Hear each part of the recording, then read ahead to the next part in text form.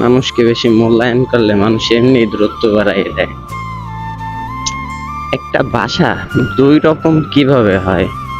যেমন একটা মানুষকে যদি আপনি অতিরিক্ত মূল্যায়ন করেন, গুরুত্ব দেন, তাইলেও মানুষ দূরত্ব বাড়াই দেয়। আবার দেখা যায় আপনার একটা মানুষের গুরুত্ব দেন না, অবহেলা করেন, তাইলেও মানুষ দূরত্ব বাড়াই দেয়। মানে এই সংজ্ঞা কেমনে মিলাবো আমি সেটাই বুঝতেছি না। মানে একটা মানুষের ঠিকঠাক একালে মানে অতিরিক্ত পরিমাণে গুরুত্ব দিই, গুরুত্ব দিলে একটা মানুষ ঠিকই দূরত্ব বাড়াই দিতে, সেটা কোন কাজ? আল্লাহ ভরসা। তবে সকালের পরিবেশটা অনেক সুন্দর লাগতেছে, কিন্তু রোড গার্ডে ডাবল লেন করে এদের চলাই লাগবে, রক্তে মিশে গেছে ডাবল লেন।